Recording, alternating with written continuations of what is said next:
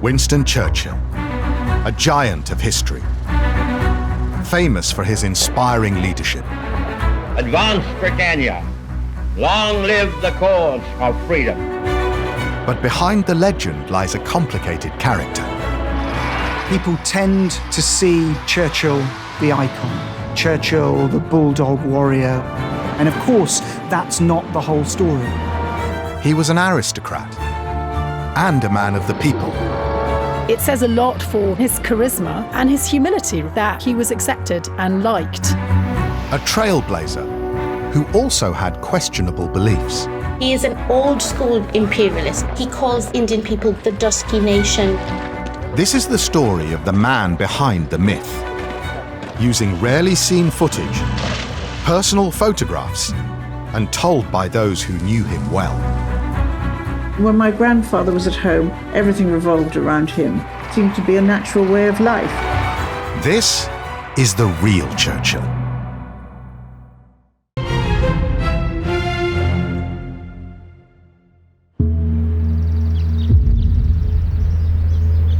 Winston Churchill is just 20 years old and staying with friends in London.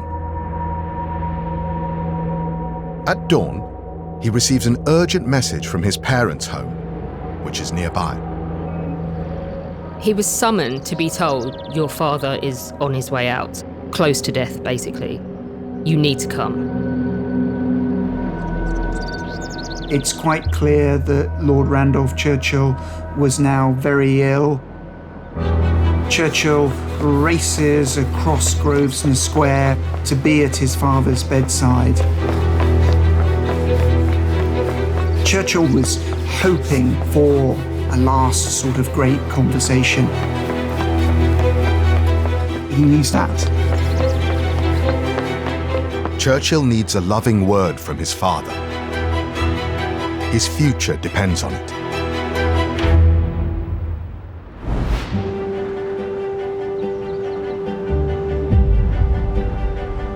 It's 20 years earlier, the middle of the reign of Queen Victoria. Winston Churchill is born here, at his father's family home, Blenheim Palace, the only non-royal palace in Britain. I think Churchill's aristocratic birth has an enormous impact on him. You've got pictures of your illustrious ancestors. That's going to rub off. You're going to be aware from the beginning that perhaps you're different to some of the other people around you. The impact that it has on young Churchill is this sense of, this is what I've got to live up to.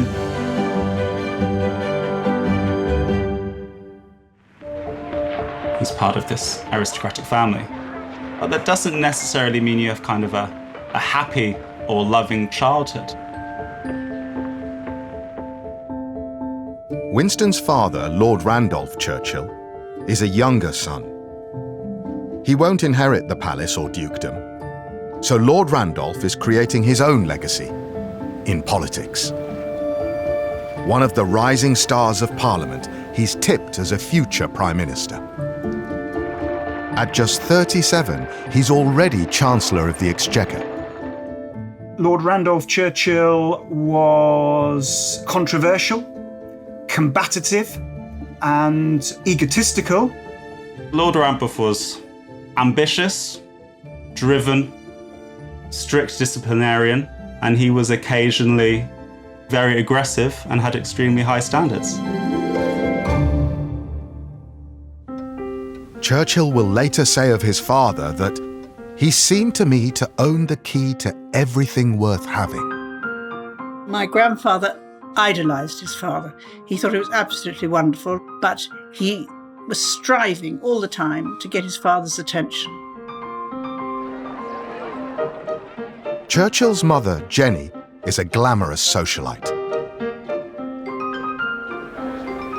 She was beautiful, ambitious, vivacious, but someone who was a bit of a risk taker as well. Jenny certainly had a number of affairs with high-profile people, including the Prince of Wales.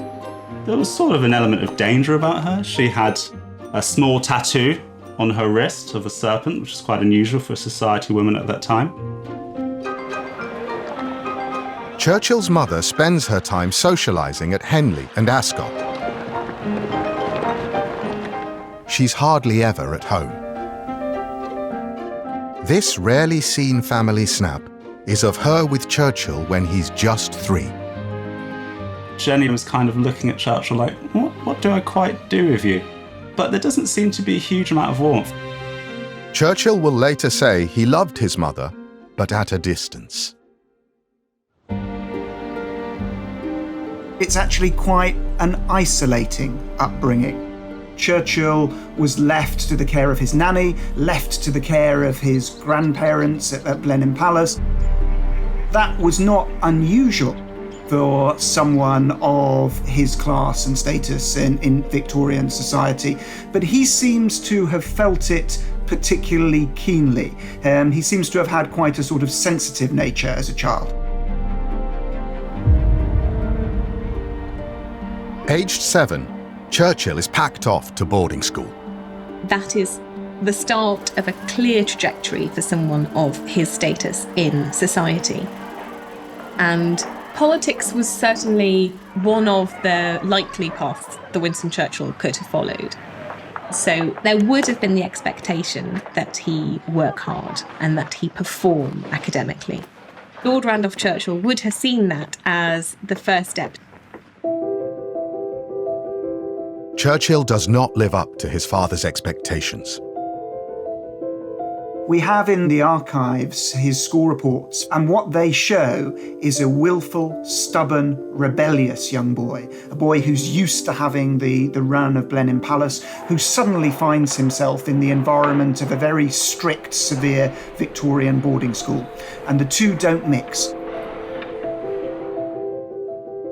His school reports say Churchill could be first, but he messes up because he is very naughty and troublesome. Lord Randolph makes a drastic decision about Churchill's future. Lord Randolph didn't have a high opinion of his son's academic abilities or really his career prospects. And he was wondering really what his son should do with his life when one day he found him playing with a big army of toy soldiers. And that seems to have been the moment at which he fixed on the army as the right career for his son. Winston, thinking how splendid it would be to be a general, said yes, he'd love to. And his die was cast. And afterwards he said, I thought that my father pictured me being a general, but he just had decided that I was too stupid to be a politician. Churchill writes letters home, sending his father kisses. Often, he doesn't even get a reply. Churchill reads in a newspaper that his father is making a speech just near his boarding school in Brighton. He relished the opportunity to see his father, but I don't think for Lord Randolph it would have crossed his mind. Lord Randolph doesn't use the chance to visit his son.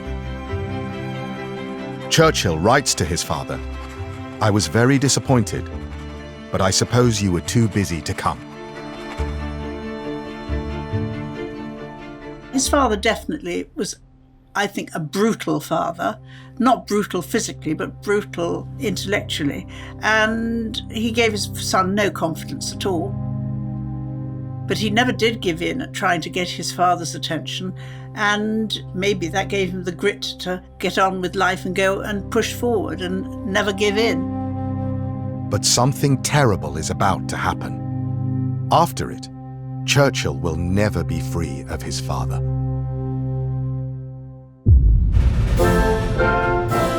The Royal Military College at Sandhurst.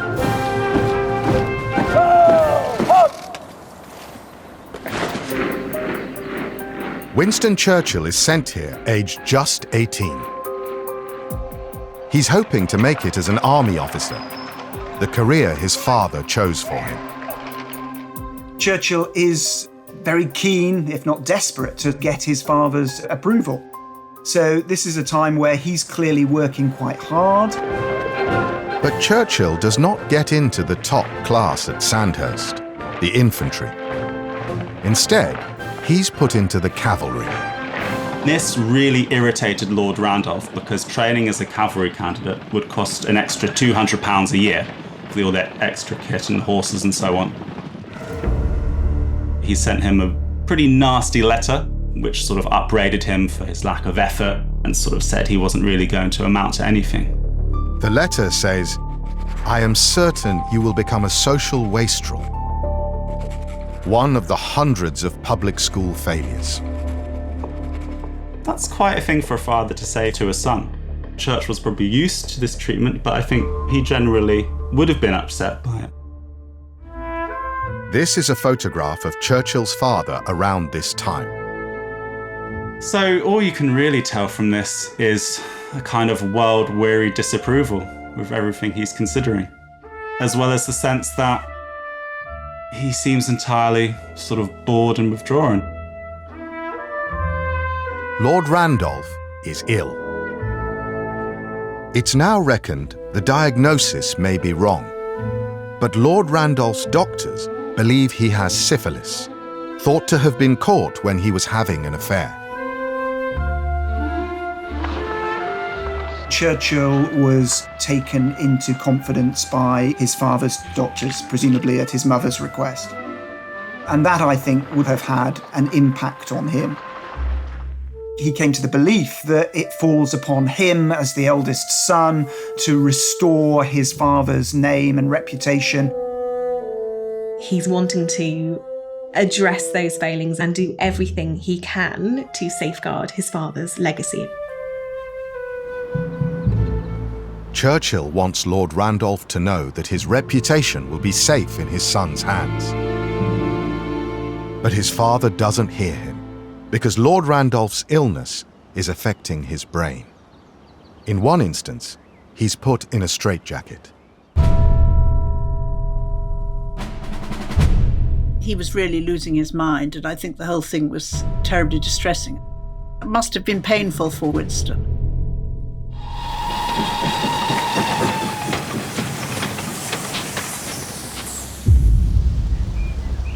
It's soon after the new year of 1895.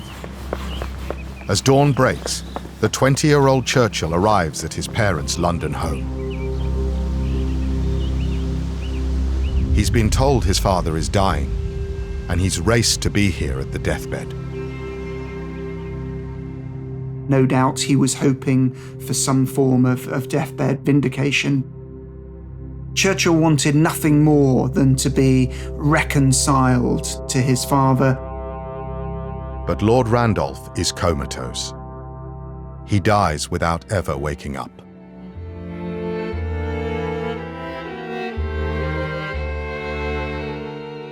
When Lord Randolph Churchill dies, it had a huge effect on Winston. He was utterly prostrate with grief for the day and the night that followed his father's death. Completely inconsolable.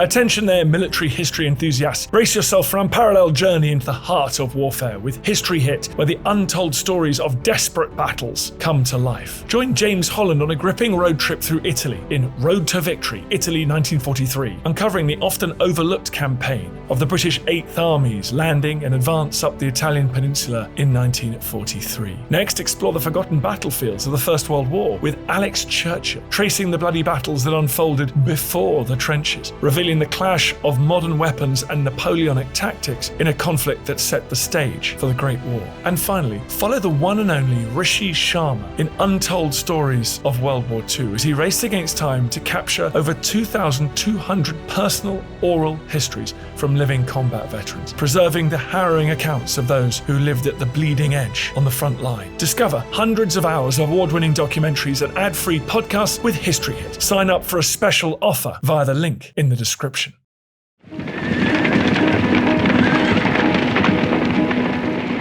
Churchill picks himself up. After passing out of Sandhurst, he becomes an officer in the British Army. This photo of Second Lieutenant Churchill was taken just a few weeks after his father's death.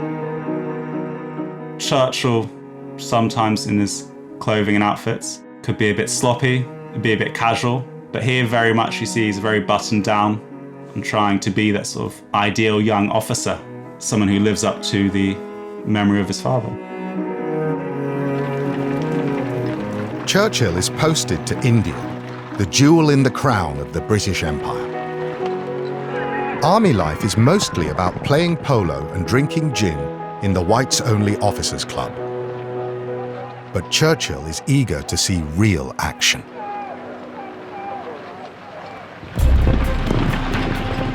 There's still this element of masculine tradition that to be a man, to be an aristocratic man, you need to earn your stripes as a soldier or as an officer. And Churchill still harks back to this older military tradition.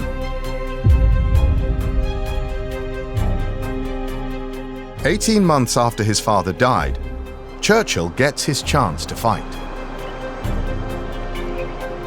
On the far northwest frontier at Malakand, in what's now Pakistan, local Pashtun tribes are rising up against British rule. Churchill joins the force trying to suppress this revolt. There was all these stereotypes within British imperial culture about different types of Indians. And so if you were going to fight against any Indian, you would want to go and fight against the Pashtuns because they were seen as the rugged, manly, tribal men, but still somehow the British man should always be able to triumph over someone like that.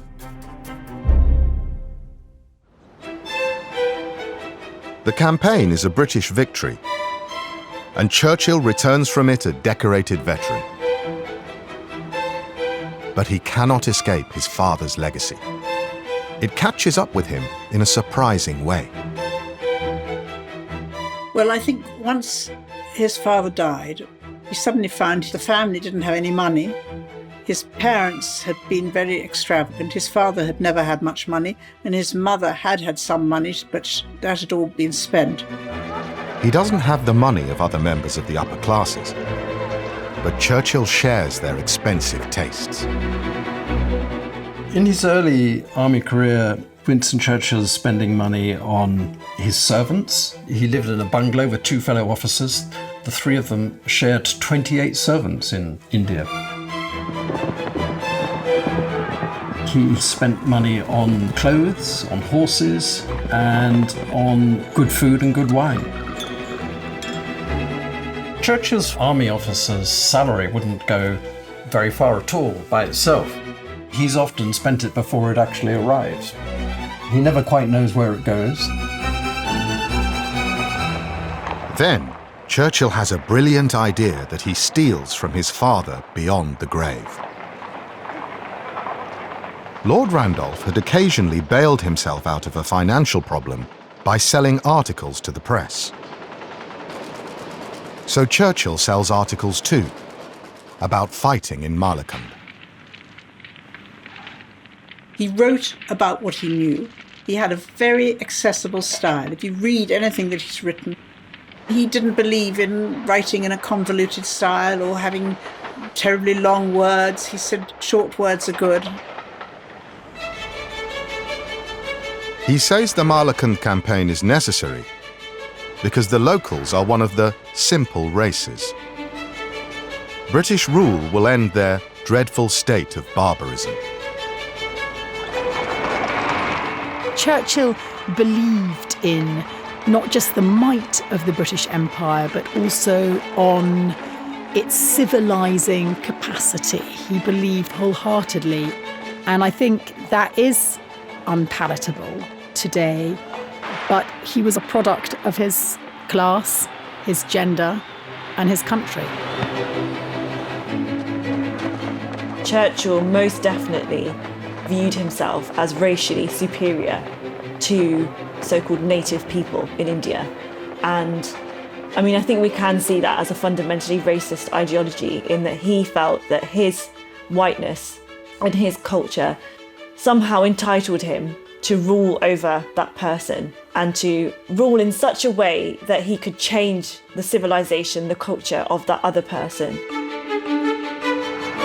In the 1890s, the empire is so popular that Churchill soon becomes a widely read and well-paid writer. A lot of people think of Winston Churchill as a politician, but he thought of himself as a writer. Whenever he wanted to make money, and that was from an early age, he wrote articles or books. That was the only way he had for making money, apart from his army pay, which certainly wasn't enough to look after his lifestyle.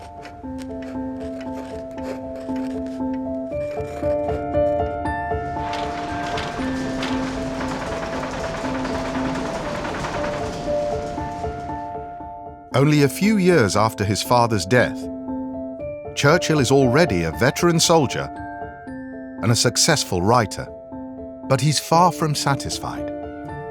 The quest for glory is what motivates Winston. I think that he sees his father's career as, to some extent, glorious and wants to emulate that and go into Parliament. This will prove himself as well to his father. His father didn't believe that he was going to be able to achieve anything. He wants to show that he can, and indeed do that in the arena which his father thought was the most important one.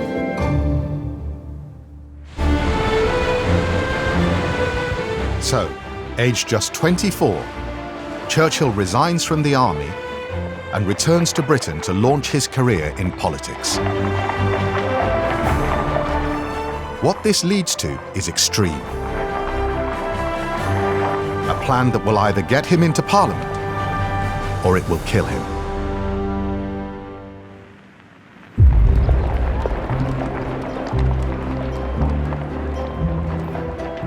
After leaving the army, Winston Churchill is in London. He's looking for a seat in Parliament. While he does that, he lives here, at his mother's home. Lady Randolph Churchill is absolutely crucial to Churchill's early political career. She is a fantastic networker, well connected in royal circles, well connected in political circles. She had used that network to support Lord Randolph's career. So she transfers her support network to pushing and developing her son's political career. She may not have been a great asset to him as a child, but he made a very good relationship with his mother after his father died, and she helped him enormously, and he used her enormously.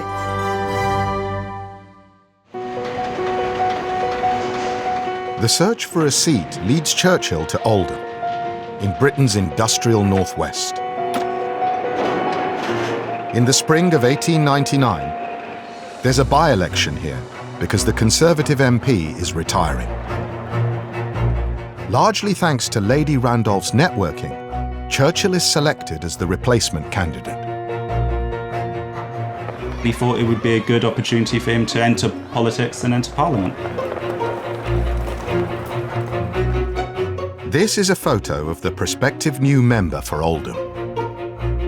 What you see here is someone who doesn't look particularly substantial. He doesn't look as comfortable in his own skin as he does in other pictures to me. So he's not projecting the same sort of confident aura. Even the hat, Churchill was a great man for headwear. Even the hat doesn't really suit him here. The voters of Oldham agree that Churchill's hat doesn't quite fit. They do not elect him as their MP.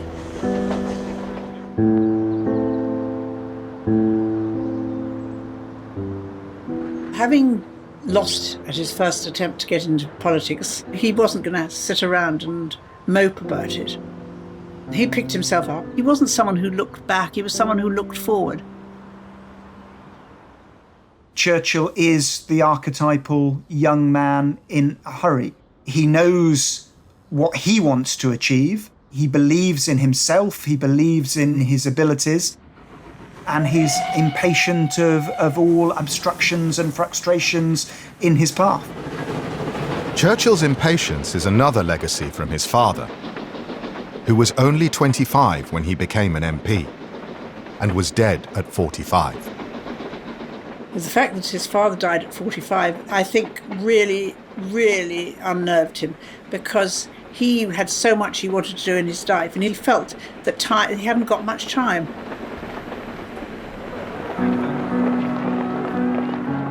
Churchill soon has a plan to change voters' minds about him and get himself elected. As usual in Churchill's early life, it's one he takes from his late father. Lord Randolph was very much a national figure.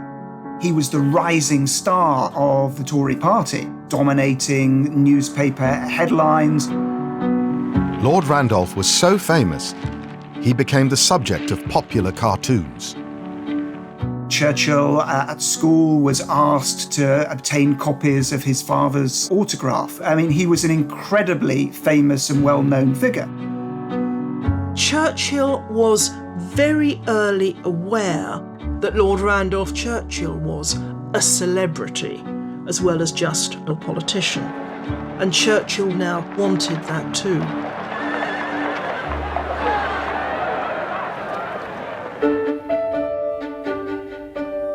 Churchill quickly works out a scheme to get the celebrity he wants. He will become a famous war correspondent. All he needs is a war, and in late 1899, one breaks out. It's in South Africa, which is then part of the British Empire, though many of the white settlers here don't come from Britain, but Holland. They call themselves Boers. The Boers are trying to resist British attempts to control the really valuable resources that exist in that region of South Africa, namely the gold and diamond mines. But from a British perspective, you cannot have this rival European settler colony taking over from you in terms of politics and prestige. Churchill doesn't waste a moment. 4 days after war is declared, he joins a group of war correspondents heading for South Africa to cover Britain's fight against the Boers. He headed out to South Africa with 60 bottles of alcohol in his luggage, as well as a load of Rose's lime juice, and a commission from the Morning Post. He also took a Mauser, even though correspondents are not supposed to carry arms.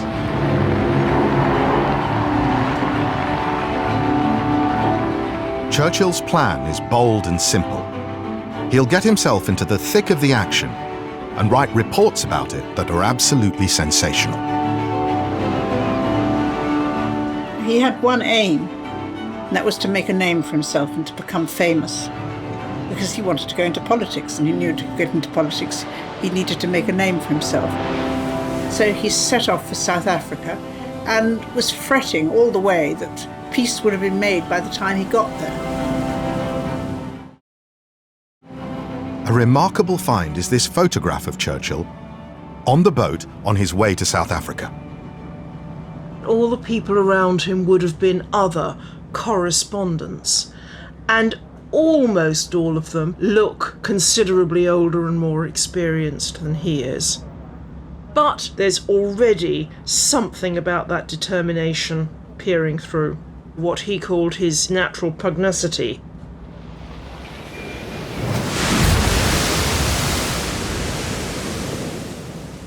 He looks a little bit harder and more determined than the people around him. And he doesn't seem quite at ease as some of the other gentlemen, and doesn't seem quite as happy. He does look fairly focused on what's coming next.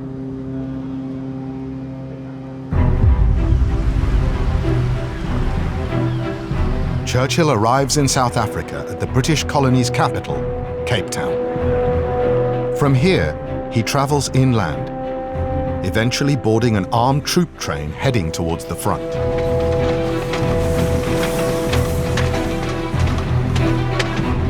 But Churchill's train is ambushed by heavily armed Boers. 2 carriages are derailed.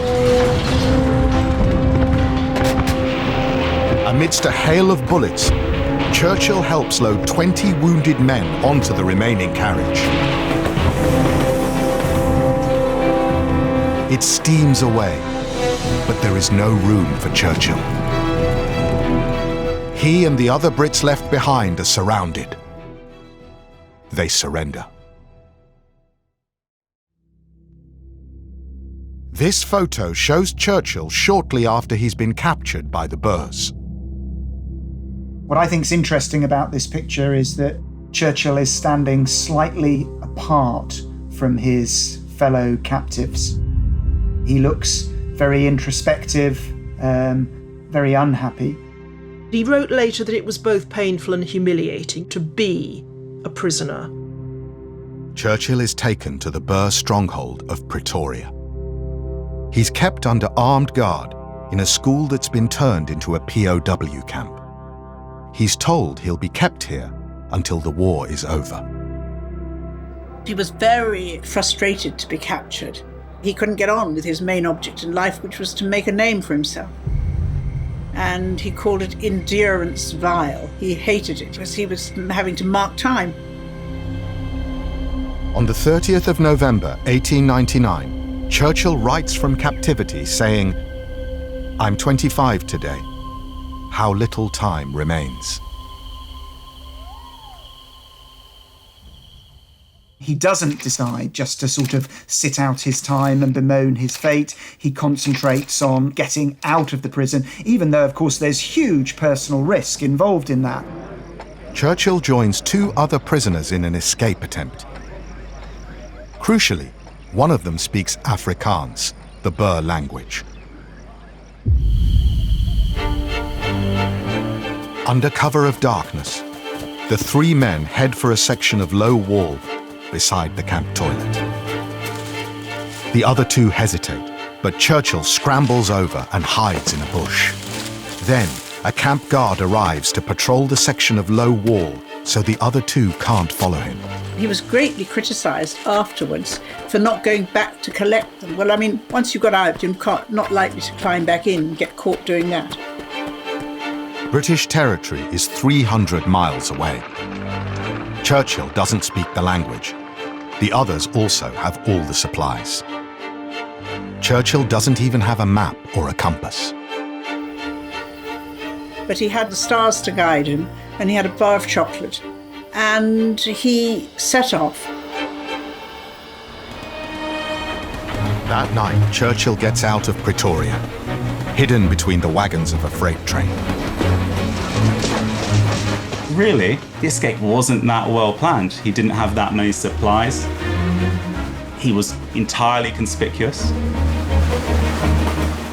Fearing he'll be spotted in daylight, he gets off the train before dawn. He's still 200 miles from safety, and by now, his escape has been discovered. The Boers post a reward of £25 for Churchill, who is wanted, dead or alive. He could have been facing the risk of being shot while trying to escape. From the railway, Churchill makes it on foot to an isolated coal mine. He had no knowledge of whether anyone was going to be friendly there, but he decided to knock on the first house he came to. He knocks on a door. Against all the odds, the man who opens it turns out to be British-born. The Brit agrees to help Churchill, first hiding him in a disused mine shaft, then giving him a gun and stowing him aboard a train carrying wool. Lying beneath the bales, Churchill crosses enemy territory. I think the escape shows incredible reserves of self-confidence and trust that if he pursues this course that it will come right. After 9 days on the run, he gets out of Boer-held territory. He reaches safety at the town of Lourenço Marques in what is now Mozambique. Once here, he sends a telegram to British headquarters with the news that he is free. That escapade, if that's the word you want to use, could have gone wrong at so many stages. But it didn't. And maybe that's the secret of Winston Churchill. I think it does give Churchill probably a sense that he was born under a lucky star. Still not wanting to waste a minute, Churchill gets on a ship heading down the coast to British territory. This is a photo of him on board. It's just days after his escape. You can definitely see the look in his eyes, This is someone who is looking towards the future and someone who's raring to go for the next great moment in his life. Then he was already probably considering the fact this escape is going to be a really good story. Aboard the ship, Churchill is already writing an account of his escape. He describes it as an exciting adventure. When published back in Britain, it will become front-page news and give Churchill exactly what he came to South Africa for: fame. The war was not going well for Britain, so this kind of individual exploit, this act of daring do, and successful daring do, was absolutely seized upon. Churchill realizes he's famous when he arrives in the South African port of Durban, which is in British hands. Huge crowds surround him, eager to hear his story. The escape itself was a major psychological boost for the Brits during a really increasingly horrible, messy, protracted conflict. You've got this James Bond-like character who manages to bust out of this prisoner of war camp against all the odds. And it gives people a bit of a boost during what was quite a depressing conflict. This is what makes him a national celebrity. Before then, sure, he published a few articles, a few books. He was really not that well known. And this was one of the turning points of his early life. He may have just carried on being a correspondent and might not have then become a national celebrity. So this escape from a prisoner of war camp is the kind of making of the early Churchill. A few months later, Churchill leaves South Africa. He plans to take advantage of his fame and try to get himself elected to Parliament. But his father's ghost is about to come back to haunt him.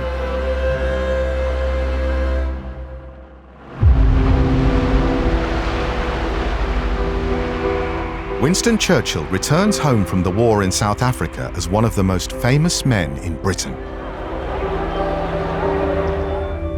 The reason that Churchill comes back from the Boer War is to launch his political career and to realise the political capital that he's now gained through his adventures in South Africa.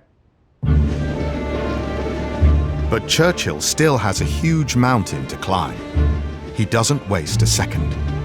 Just 5 days after reaching Britain, he is in Oldham. Less than 6 months ago, the voters here rejected him in a by-election. But now a general election looms, and he persuades the local Conservatives to let him try again. He chose Oldham. There were much safer options that he could have taken, but he no doubt thinks he has unfinished business in Oldham.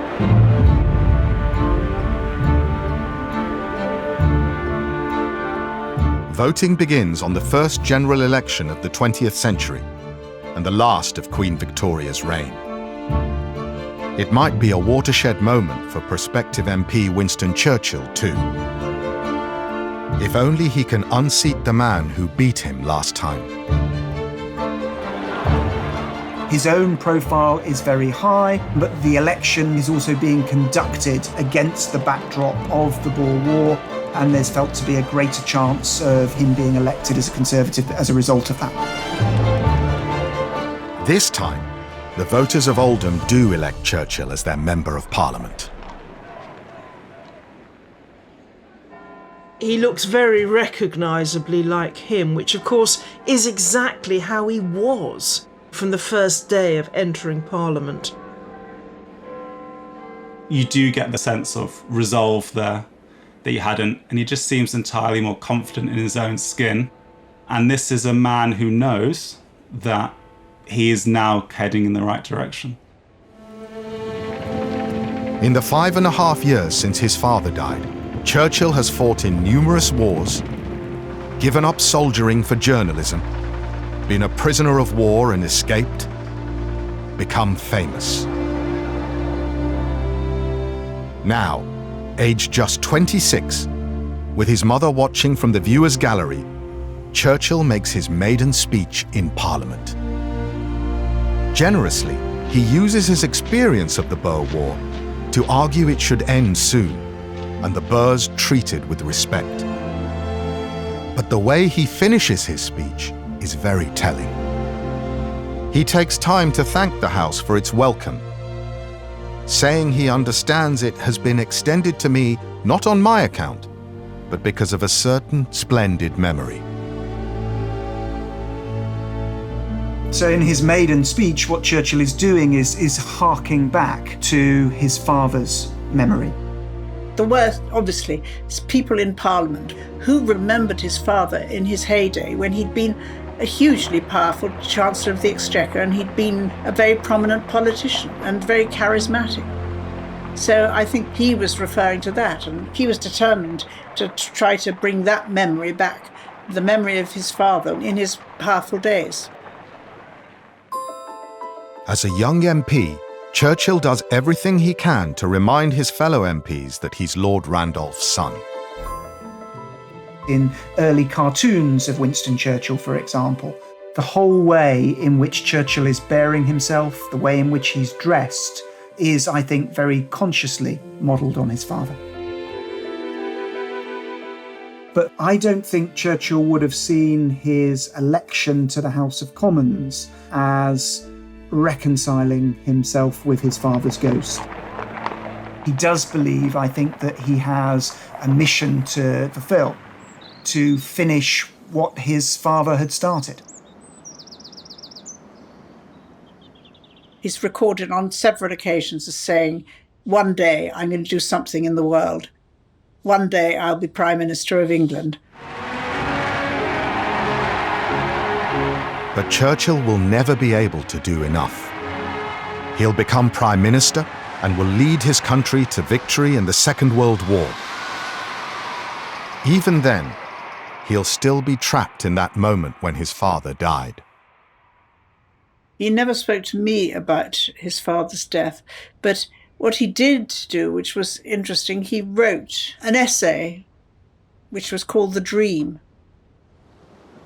Churchill writes The Dream in 1947. It describes how, while painting a portrait of his father, he's visited by his father's ghost. And then he recites in this short story the conversation that he has with his father about all the things that have happened since his father's death. Just before Churchill has had the chance to explain what he's done in the 20th century, the father's ghost disappears in a puff of tobacco smoke.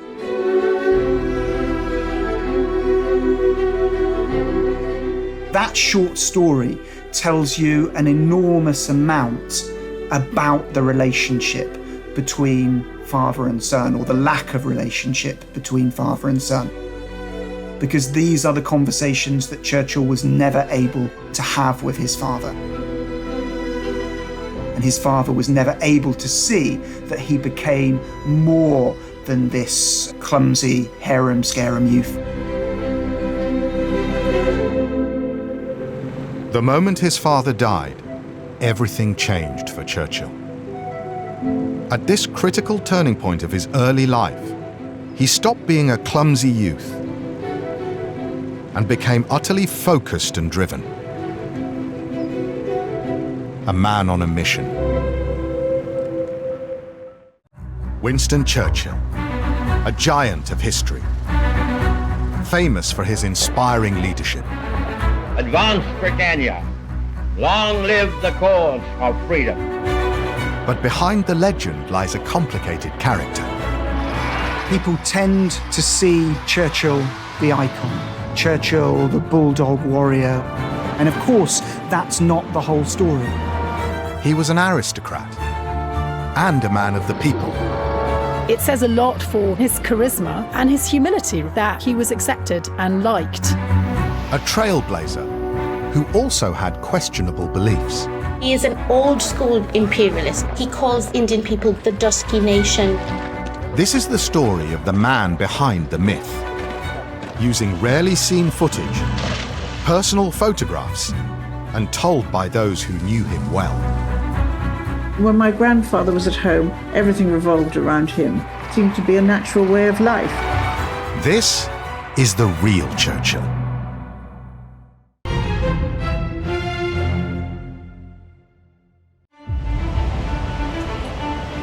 The First World War has been raging for less than 6 months. Winston Churchill, having suffered initial setbacks, is now enjoying an impressive rise. Only 40 years old, he's now Britain's First Lord of the Admiralty. He's in charge of the largest naval force in the world. He believed the Navy would play a very important part in winning the war for Britain and the British Empire. He relishes the fact that he's going to play a central role in winning the war. So Churchill really loved being First Lord of the Admiralty. Churchill's wife Clementine tells him he should be swelling with pride at being First Lord of the Admiralty during the greatest war since the beginning of the world. She said, "You're destined for greatness. I believe in your star." She knew that I can't be a politician myself. Women don't do that kind of thing. But the next best thing is to marry someone and do everything in my power to advance his career. Churchill's job comes with an office and a luxurious flat here in the heart of London. And the ceremonial uniform that he wears in this photo. Here he is, First Lord of the Admiralty, a young gun. Smooth, baby-faced, extraordinary to think how much he achieved, how quickly. And look at all his medals. He almost looks intolerably pleased with himself. In Churchill's defence, it would be fair to say, Churchill felt probably he was the right man in the right place. My grandfather hated war, but if there was going to be a war, he wanted to be able to play his part, and he felt usually that he had a good idea of what should be done. Churchill's confidence comes from his privileged upbringing. His late father, Lord Randolph Churchill, had also risen fast. And there's his more distant ancestors, whose portraits line the walls of Blenheim Palace, his family home. He is descended from the first Duke of Marlborough, a military hero, one of these great men of history. And he has a real belief that he too, as an individual, can one day make history. He is someone who feels that greatness awaits him by definition, and he is going to change the course of history. One thing he did have was a belief in his own destiny.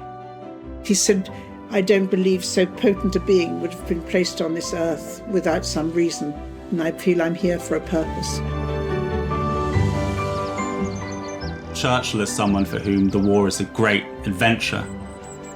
And as someone who had followed the career of his great ancestor, the Duke of Marlborough, for whom war had been the thing which made them as a family.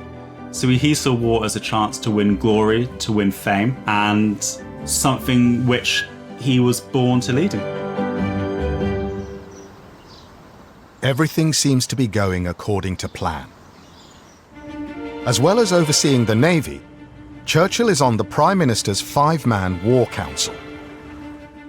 He's at least 10 years younger than the other members of this inner circle of power.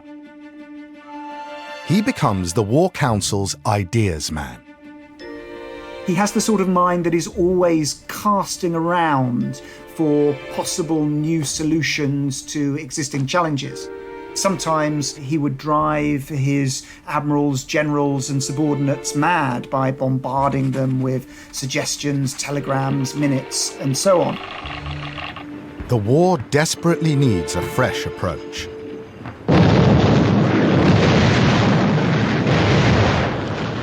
By 1915, Britain and its main ally France have suffered nearly 1 million casualties. The death toll in the misery of the trenches shows no sign of letting up. Everyone, including Churchill, everybody's kind of stuck as to what to do. The Germans have invaded. They're not losing the war if they just sit still and do nothing. It's up to the Allies to push them out. The Allies need to stop the carnage and defeat the Germans. So Churchill puts forward a plan. The problem is, it's a highly risky one. He wants the Navy to attack Turkey, one of Germany's most valuable allies, and knock it out of the war. It's not a stupid idea. In one swoop, you can deprive Germany of a very valuable ally. In a series of tense War Council meetings during January and February 1915, Churchill tries to convince his colleagues that Britain should take on Turkey. It is, he claims, the surest and shortest route to victory. Once Churchill has the bit between his teeth, once he backs a plan, he throws everything into promoting that and supporting that. Steamrollered by Churchill, the War Council approves the plan to attack Turkey. Churchill tells a friend, "My God, this is living history. Everything we are doing is thrilling. It will be read by 1,000 generations." This great, extraordinary, visionary stuff. This would be our great moment. There was a sort of almost vulgarity in his ambition.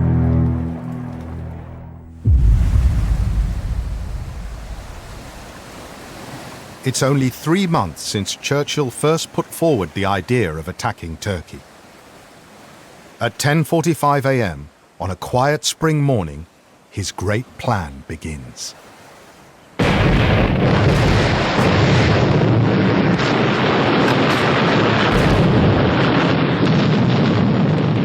The British and French begin to shell the Turkish defences.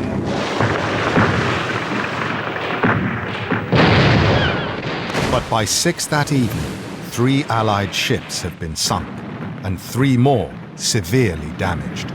The Allied fleet is forced to turn back. Churchill's grand plan to win the war is in tatters.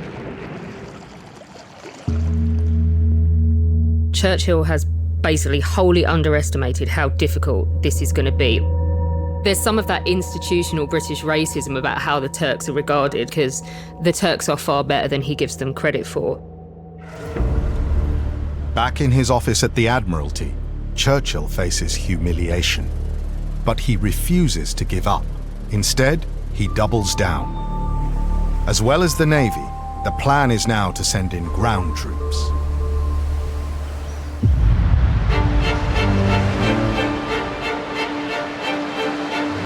Five weeks after the failed naval attacks, an invasion force of 30,000 men heads for the Turkish coast. They'll land on beaches on the strategically critical Gallipoli Peninsula. If you've been to Gallipoli and you've seen these, I mean, I say beaches, but in some cases, you're looking at a patch of shingle. You see what's being asked of these men, and you're just flabbergasted.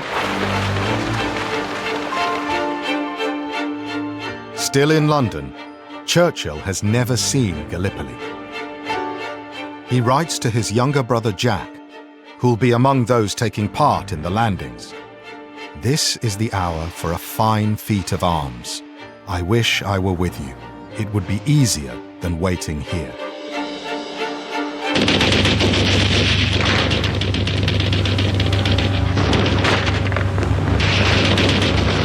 The Gallipoli landings are an absolute mess.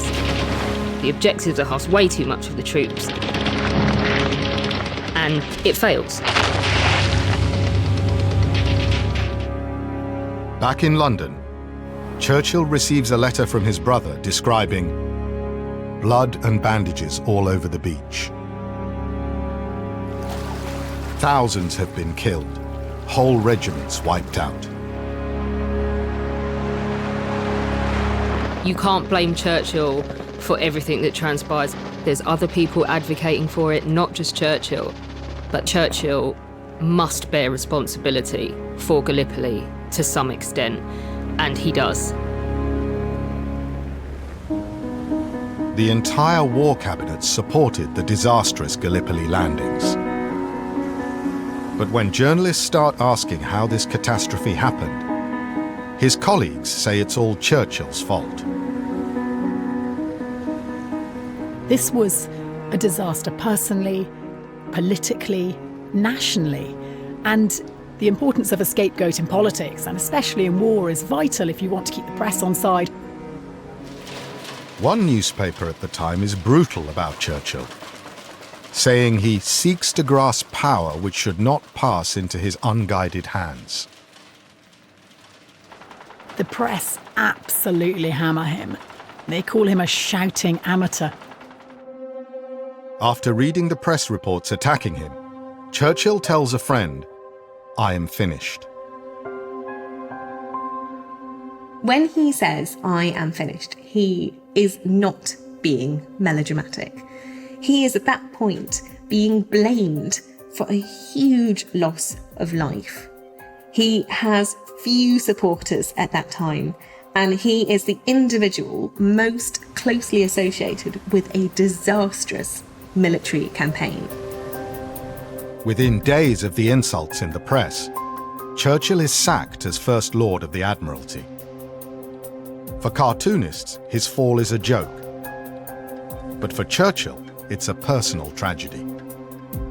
When that power and authority is taken away from him, when he's no longer able to influence events, when he's forced to watch them from the sideline, that is something that he really struggles with. This portrait of him was painted soon after he was sacked from the job he loved. This is someone who looks like they've suffered through or been through a crisis. And I think you can see the sort of depression and sense of defeat in his air. This is someone who looks rather melancholic. Though no longer running the Navy, Churchill clings on as a member of the war cabinet. But as the terrible scale of the Gallipoli defeat becomes clear, he's forced to resign from that too. Now that his political career seems well and truly over, his wife Clementine says she fears he'll die of grief. She knew two things about him. A, that he was genuinely horrified at the casualties, the death, the destruction that had happened, but also genuinely dismayed that his political life seemed to be over because he lived for politics. That was his purpose.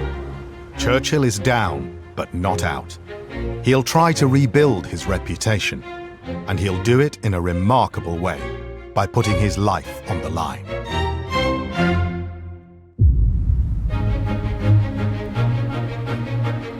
As Winston Churchill turns 41, he's still an MP, but his political career is in ruins, and he's been forced to resign from the government. 48 hours ago, he was at the heart of the war effort. Now all that's gone.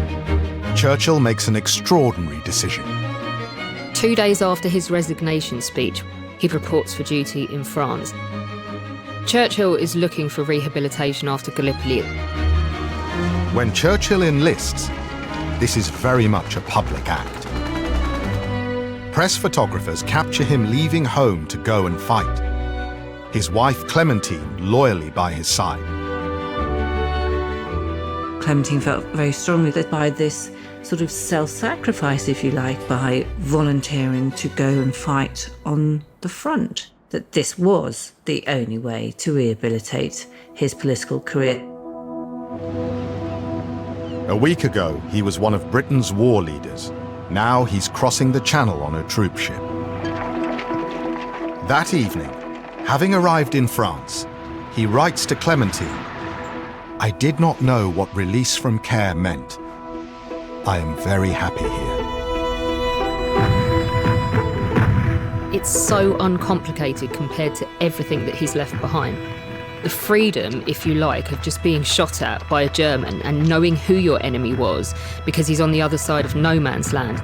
There's a beautiful simplicity in that for Churchill at this point. Back in England, Clementine is busy doing her bit, organising canteens for munitions workers. She also writes to Churchill every single day. She does write to him how proud she is that her husband is in uniform and away on the front, and how she actually sort of rather pitied women whose husbands weren't doing that. This is not the first time Churchill has gone to war. He was an army officer before entering Parliament, fighting in India and Africa. He's since continued to serve in the yeomanry, a kind of volunteer reserve. Does that equip him for what comes in the First World War and for the new types of warfare? Probably not, but of course he would have been better equipped than many of his contemporaries. Churchill is given the rank of Lieutenant Colonel and put in command of a battalion, the 6th Royal Scots Fusiliers. About 1,000 men, all hardened veterans. He arrives at his new HQ riding a magnificent black horse with a valet, 2 grooms carrying a ton of luggage, and a bath complete with boiler to heat water. For the everyman serving on the Western Front, Winston Churchill at first glance appears like a very unrelatable figure. Not only that, they know full well that his name is associated with a military disaster on a different front. He isn't well received. There was great opposition to the damned politician. He came with a reputation, for goodness sake, as a politician who'd cost our soldiers their lives on the peninsula in Gallipoli. So I think understandably there was a wariness. In fact, one of the officers said to him, you know, we had no choice in you coming here. One of the very first things that he does is to summon the officers of his battalion to them and to tell them, gentlemen, I am going to declare war on the lice.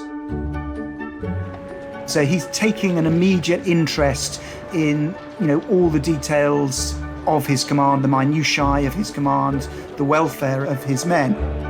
And that, again, I think is part of his sort of restless personality. He throws himself fully into everything that he does.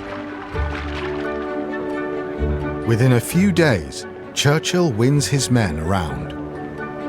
One of them says, after a very brief period, he had accelerated the morale of the men to an almost unbelievable degree. It was sheer personality. He wears the clothes differently. They don't sit on him the same way that they sit on everyone else. The slouch, maybe. But he definitely does stand out in a crowd. Just 3 weeks after taking command, Churchill leads his men into the front line near the Belgian village of Ploeg Street, known to the Tommies as Plug Street. Their job will be to guard this 1,000 yards of the Western Front, the line of trenches that stretches from the North Sea to Switzerland. There's no active operations going on in that sector of the front at that time, so he's not leading anyone into battle. But it was still pretty risky. He relished that because he was part of the action once more. So in his segment of the front, he was very active. He had a job to do. Soon after arriving at Plug Street, Churchill leads a small group of his men on a nighttime trip into no man's land. He was a nightmare. His men said he was like a baby elephant. He'd never duck for a bullet, and once told a man, well, if you're ducking for a bullet, it's a long way past you by that point, so why bother? He'd never lie down if a shell started falling, so going out with Churchill into no man's land was pretty terrifying. So this is Winston Churchill on the Western Front. He is wearing the French poilu helmet. He thought It would make him more noticeable to his men, that they would be able to spot him more easily if he had a different item of headwear on. And he also thought it looked rather fetching as well. It's just like action Churchill. I imagine him stomping around in that gear. Even the coat as well. This is a period of time on the Western Front. There's a lot of improvisation going on with keeping yourself warm, keeping yourself dry. 6 weeks after arriving in the trenches, he writes to Clementine, "Kiss the kittens," meaning their children, adding, "I think a great deal about you all." I think it was challenging, but it gives him a fresh take on war, a fresh perspective, and he has time to look at our overall approach to war, the mistakes that we were making and that he had made. Later that day, he also gets a reminder of the political life he left behind. He receives some official papers describing the first experimental trials of a new weapon, the tank. Back when Churchill had been on the War Council, it had been one of his pet projects. So the idea of an armoured, tracked vehicle that could protect against machine gun fire was something that Churchill was very keen to see the development of, because it seemed to be one of the few ways of possibly breaking that stalemate. Now he's actually serving in the trenches. He can see how useful tanks would be. But there is no longer much he can do to develop this new weapon, or anything that might affect the outcome of the war. He writes to Clementine, "I do not fear death or wounds, and I like the daily life out here, but how powerless I am. I am sure my true war station is in the House of Commons." He is keen to influence conduct and the decision-making at that level, getting back into that position of influence and doing everything he can to use his newfound skills and experience from the front and change the course of the war. When Clementine realizes Churchill is thinking of coming home, she tells him not to, saying, "If you are not killed, as sure as day comes after night, you will come into your own again." She found herself in the unenviable position of encouraging her husband to put his life in danger every minute, to show how he was prepared to put his life on the line for the battle. So she said, "You've got to stick at it." They had quite a row by letter, him saying, "Oh, you would have me here till Judgment Day," and she would say, "No, I'd have you there until others call you back." Winston Churchill is one of the most ambitious men that's ever lived. He's got the most incredibly overbearing ego. And he's on the Western Front in a minor, relatively minor, given his personal ambition, minor position as a lieutenant colonel. And he misses politics. He's a political animal. He's itching to get back. But Churchill follows his wife's advice. He's convinced by her argument that to get his political career back on track, he must stay in France and rehabilitate himself. This portrait of Clementine and her one-year-old daughter Sarah is painted around this time. She knows that this is terrifically dangerous and that she's advising him to do it. If you look at her face, beautiful though it is, there's something really sad about it and stressed, actually. After 6 months as a soldier, Churchill finally makes his way home. His battalion has been merged with another, and he's handed over the unified command to the other colonel. He's a politician again.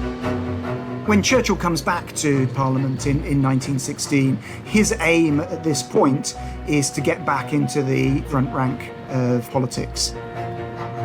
But Churchill's first speech on his return from the trenches is interrupted by a rival MP who heckles him about Gallipoli. It's going to be very hard for Churchill to escape Gallipoli. It was a crashing defeat. He was the scapegoat, whether rightly or wrongly. But he called it himself, a necessary gamble. Oh, my goodness, he was, absolutely hammered for that expression. But Churchill knows that in war and in politics, everything can change overnight. And that's exactly what happens next. It's midway through the First World War. The casualty lists are growing after some of the bloodiest battles in history. Churchill, who has been responsible for the carnage and seen it firsthand, has had enough. This was a man who understood the cost of war. And he has a voice. He has a voice in Parliament. Churchill argues the case in a very powerful speech about the cost of offences on the Western Front. He is critical of the way in which we're conducting the war. He says, "I do not believe the people in this country have any comprehension of what the men in the trenches are doing or what their sufferings and achievements are."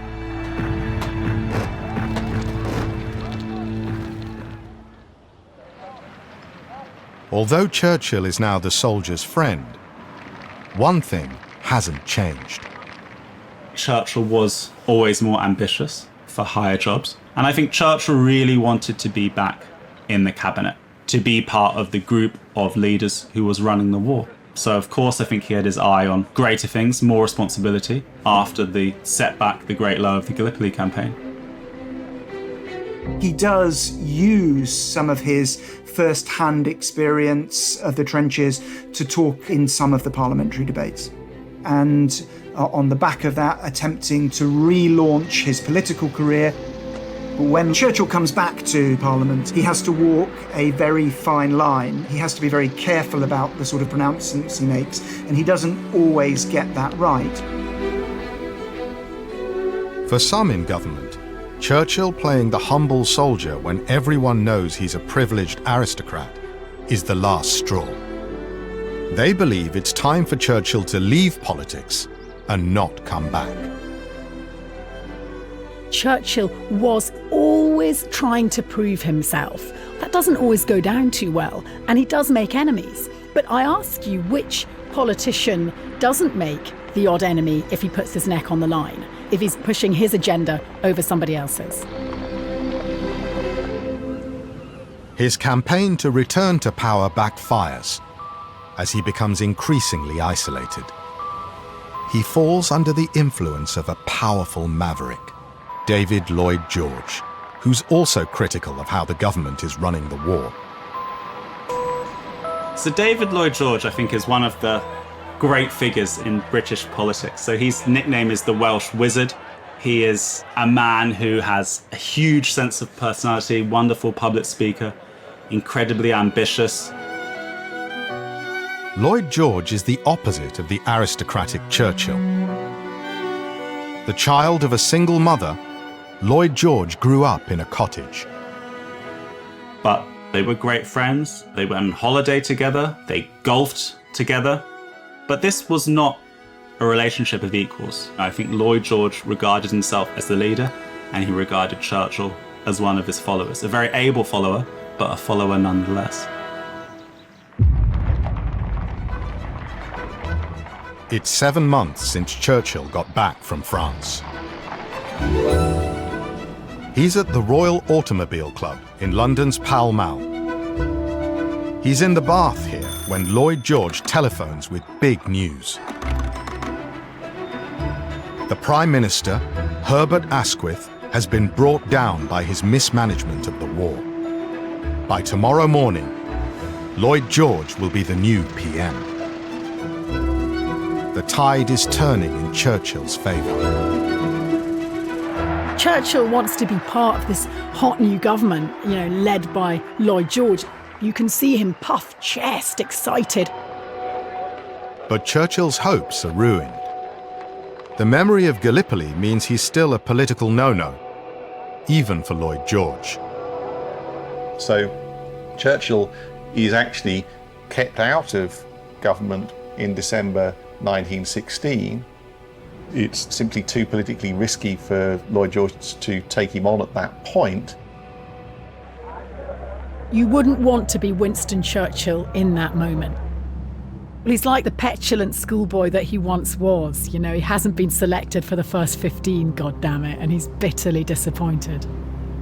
Being an obstinate bulldog, Churchill was never going to relinquish that vision. But he's hanging on by his fingertips. This photo reveals Churchill soon after he was rejected by Lloyd George. You can see the weight of what's on his shoulders. It's not something that he necessarily allows to come out in a lot of his photo portraits, of which I would class this as one. The sort of strain and the cumulative impact of pressure. So I think that's what you see in this image of him.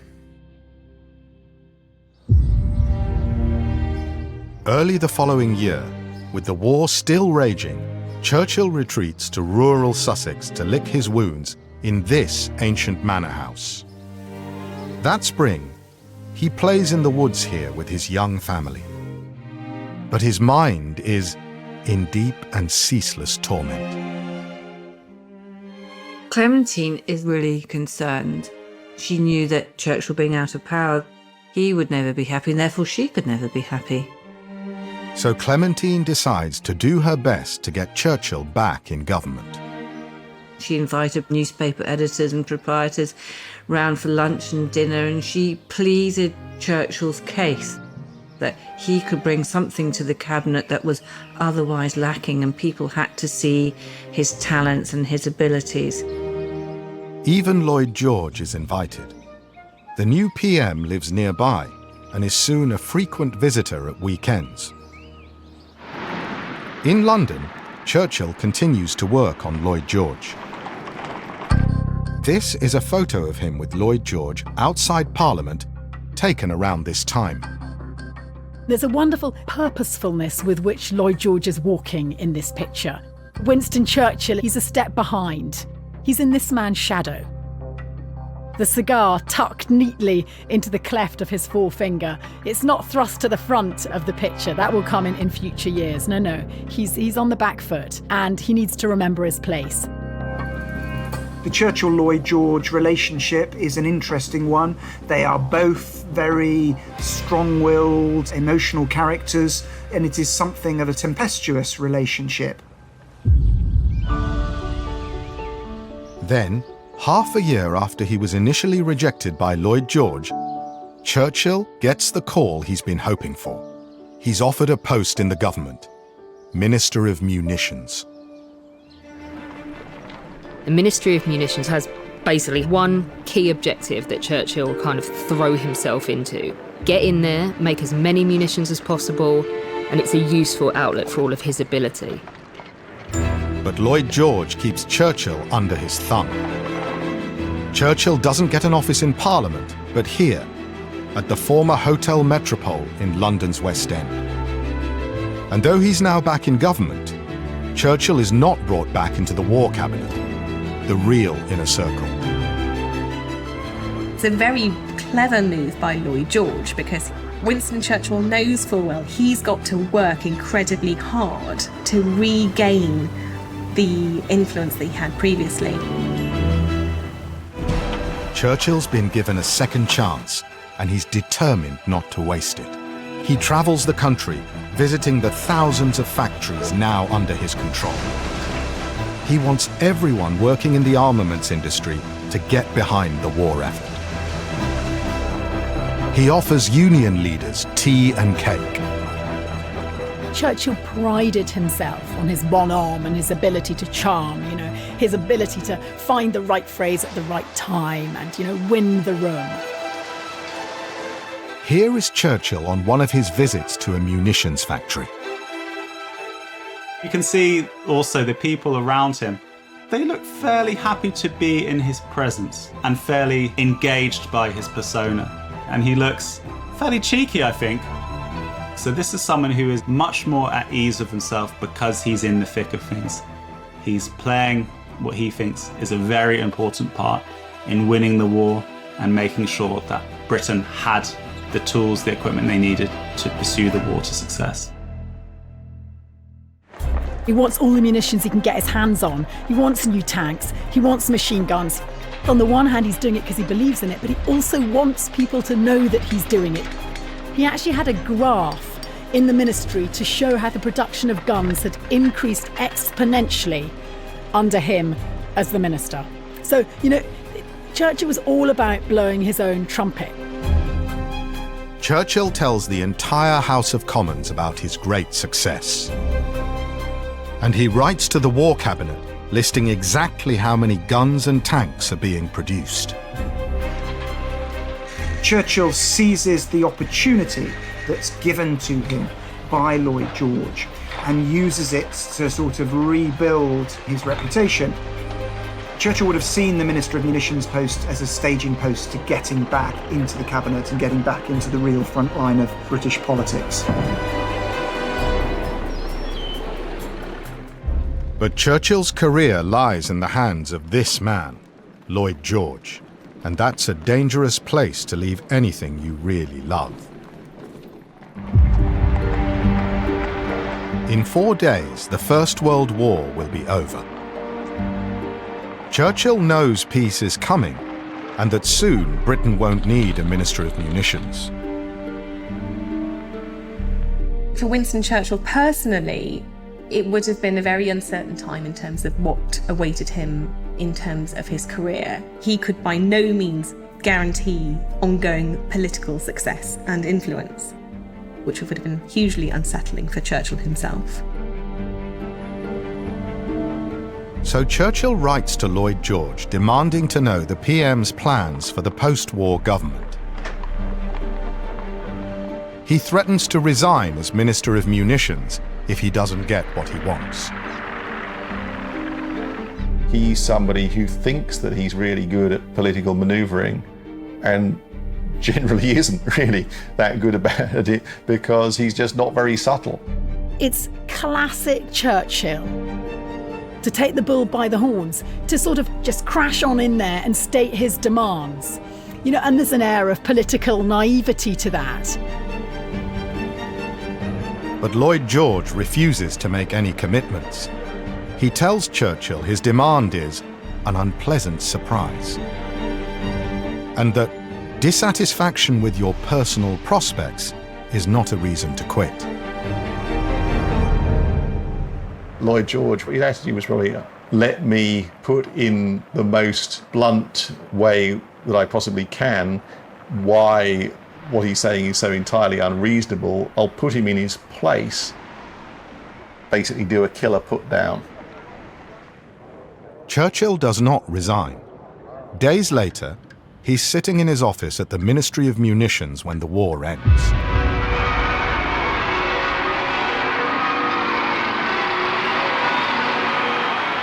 He watches the crowds pour into the street when the armistice is declared at 11 a.m. There's a huge surge of relief and joy that it's over, but also sorrow as well. This is the thing that people have dedicated years to, and it's suddenly over. Everyone knows someone who's died. There's wounded everywhere who are going to be carrying their wounds, mental and physical, for the rest of their lives. There's going to be a huge economic upheaval as well. Alongside Churchill at his office is a surprise visitor, his wife, Clementine. She had been there by his side at so many different points, so I totally understand why she wanted to go to his office on Armistice Day. Together, they decide to go out among the crowds in the street. So he ordered his car, and Clementine went with him in the car, and people stood on the running board of the car as the car inched its way through the crowds, and together they were cheered, and this was such a relief. Finally, the Churchills were back in favour. Churchill tells his driver to head for Downing Street. What happens is he goes along and personally, without any forewarning, decides to knock on Lloyd George's door and say, "Hey mate, the war's over, well done you." Uninvited, goes to congratulate the Prime Minister in the wake of this spat, this written spat between the two of them, with Churchill trying to push his own political hand. Churchill wants to celebrate with the Prime Minister. Politics is a lot more casual then. So it was possible for a minister to just pitch up at the Prime Minister's house to celebrate a great achievement. The Churchills are welcomed into number 10. But Clementine, who is 4 months pregnant, does not intend to stay long. Her relationship with Lloyd George was a difficult one. I mean, she blamed Lloyd George in many ways for Churchill's difficulties and thought he was a slippery character. I mean, she was right on that. Clementine soon leaves, but Churchill stays. He will celebrate the victory over dinner with the Prime Minister. For Churchill, there is always an element of being part of history and wanting to be seen as part of history. It's the importance of being there at key moments with key people. During dinner, Lloyd George tells Churchill what he plans to do next. Near the top of the list is to execute Germany's Kaiser. Churchill says no. One of the more appealing aspects of Churchill was his generosity towards his fallen foe, towards the enemy. Churchill and Lloyd George are again in disagreement. But this evening, it's good-humoured. There's at the very least between these two, at this point, grudging respect. They've made monumental decisions, difficult decisions, not knowing if they were right or wrong. And in some cases, they were wrong, but they had done this with nothing but victory in mind, and somehow they have won. It's decided the Kaiser will be forced to abdicate, and he'll live out his days in exile, dying in 1941, by which time Churchill will be Prime Minister.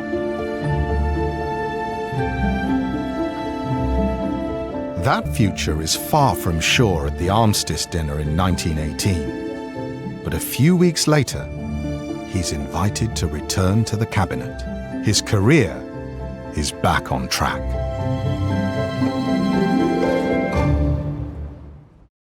Winston Churchill, a giant of history, famous for his inspiring leadership. Advance, Britannia! Long live the cause of freedom! But behind the legend lies a complicated character.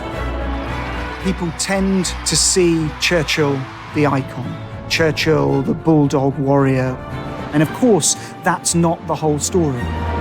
He was an aristocrat and a man of the people.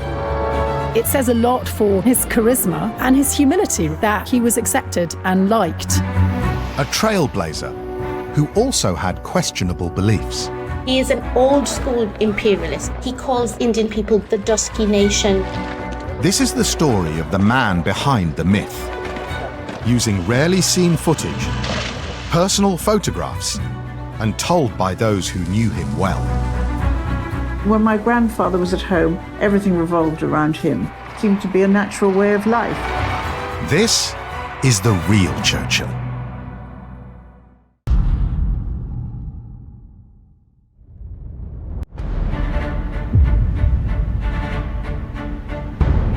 The Second World War has been raging for 9 months. Prime Minister Winston Churchill is on his way to the House of Commons to make the most important speech of his life. Churchill knew how much was riding on his words when he spoke on the 5th of June 1940. The British Army has just suffered a humiliating defeat at the hands of the Nazis. Some in Churchill's war cabinet have been calling for a British surrender. If he's going to go on, then he needs not just to carry his government, but to carry the country with him. The course of the Second World War depends on what he says next. But not so long ago, the idea that Churchill would one day be leading the nation was unimaginable. He's out in the political wilderness.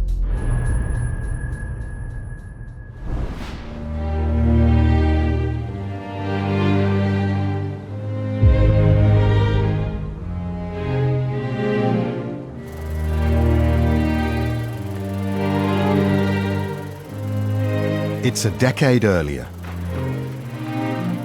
Churchill's in deepest Kent, at his much-loved country home, Chartwell. Chartwell becomes very much the centre of Churchill's world. This is somewhere where, when everything else was going wrong or where everything else was frustrating him, he would be able to retreat and relax on his own terms. He loved the swimming pool, which he kept heated practically to bath temperature. Churchill had everything put in as he wanted it. Churchill is clearly an individual who is used to getting his way. Churchill bought Chartwell back in 1922. Ever since, his wife Clementine has hated the place. Chartwell was the only time that Churchill did something behind her back during their marriage. They'd been to see it together, and initially she'd been rather fond of it, wonderful views and things, and then she realised it was an impossible house. It faced the wrong way, it was dark, it was damp, it would need huge amount of work, and she said that this is a money pit, we shouldn't go anywhere near it. But then she had Mary, and while she's recovering from the birth, he goes and buys it behind her back, and she always resented it. Churchill doesn't care. Chartwell is his perfect home. Chartwell represented England for Churchill. The first time he saw it, he fell in love with the sense of British history that Chartwell exuded. To keep himself in the manner he has become accustomed to cost Churchill a fortune. Chartwell needed a lot of staff. There was a chauffeur. The chauffeur had to have uniformed. It's not just the house, the grounds were enormously important to him. His fish ponds, the tennis courts. It's money Churchill doesn't have. Just a year earlier, in the Wall Street crash, he lost the equivalent of £1 million in today's money. Churchill did spend money as though it was water, and he ended up owing huge amounts. He just never really tried to cut his scale of expenditure to his income. It was always the other way around. They ate and drank extremely well. He bought a Rolls Royce, and he spent quite a lot of money gambling each year. And on average, he lost in today's money £50,000 or £60,000 each year at the tables. It's not just that he's flat broke. Churchill's marriage is in trouble too. Churchill was a difficult man. He had a very bad temper, lots of frustration, couldn't take any noise in the house. Clementine was always trying to get the kids to be quiet. He particularly hated any whistling or anything like that, so it was a great struggle to keep things calm and happy for him. I'm sure they still loved each other, but they could only exist by spending quite a lot of time apart from each other. In 1934, Clementine leaves Chartwell for a break. Clementine goes off on this cruise, and there's this charming, urbane, amusing art dealer who rather falls for her. It's all rather glitzy and dreamy, and she rather falls for him. And she came back feeling quite strange about life with Churchill.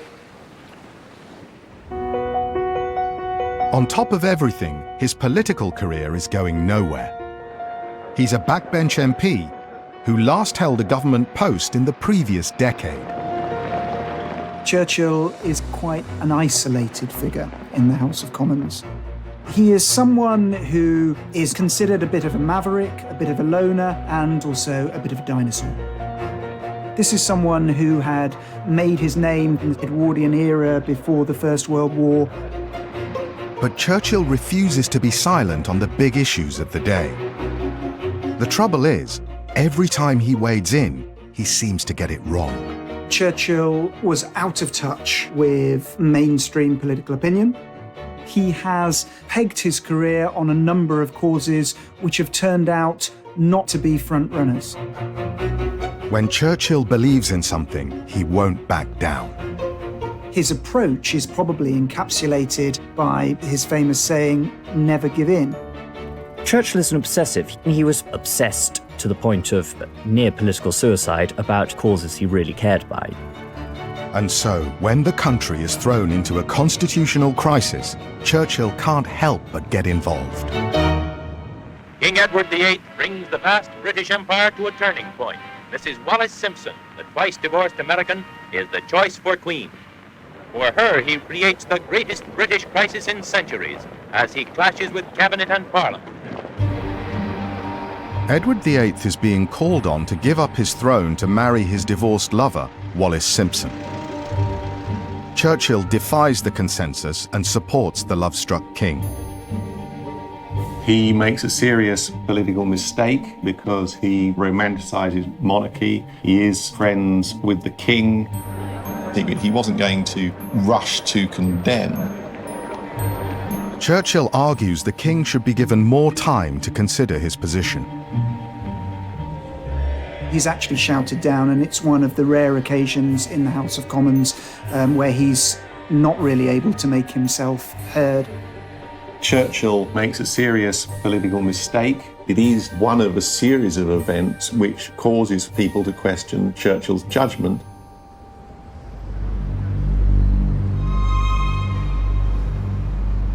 But there is one issue that will damage Churchill's career and political reputation more than any other: India.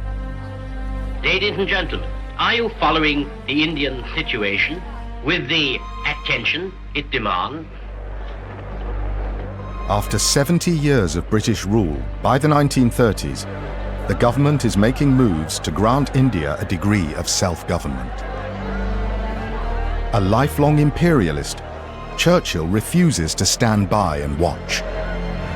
Churchill vehemently and completely opposes any form of self-government for India. This is a visceral feeling. It is your duty as citizens of the British Empire to form a clear opinion and make up your mind what ought to be done. He has a vision of empire formed from his own experience. This is a man born in the end of the 19th century. He served in India, Queen Victoria on the throne, and it's the zenith of empire. She is the Empress of India. It's the jewel in the crown for the British Empire. He later admitted that it was difficult for him to see Indians as equals because of the master-servant relationship that he'd had with them when he was a young man. But that had been nearly 40 years earlier. Churchill's views for the 30s are extremely conservative. He is an old-school imperialist. He calls Indian people the dusky races, the dusky nation. There's a definite sense of Indian people being inferior, therefore their wishes, their desires, their ambitions for freedom are not important. Churchill directs his anger at the figurehead of those ambitions, Mahatma Gandhi, who believes independence in India will only be achieved through non-violent means. I don't think Churchill understands non-violent protest. Churchill is belligerent, and he cannot understand somebody who is not belligerent. It's very interesting to see the differences between how Churchill looked and how Gandhi looked. If you look at the corpulence of Churchill, his signature cigar in his mouth, his petulantly upturned lip, it's very different to the frail, slight Gandhi. Even when it becomes clear that self-government is going to become a political reality, Churchill doesn't let up in his attacks. He calls Gandhi a thoroughly evil force. He calls him a malignant, subversive fanatic. Churchill viewed those around him as furniture to move around. The point about Gandhi is here was somebody that wasn't going to be moved around. Thanks to his die-hard attitude on India, Churchill's political career now lies in tatters. Winston Churchill appears a has-been, and it would seem inconceivable to most people that this man would ever return to frontline politics, let alone become Prime Minister. He'd been on the wrong side of the argument in the abdication. India, he was again on the wrong side of the argument. People thought he was too old. It was all slightly embarrassing. So how does this political has-been who spends his days in deepest Kent become arguably Britain's greatest Prime Minister?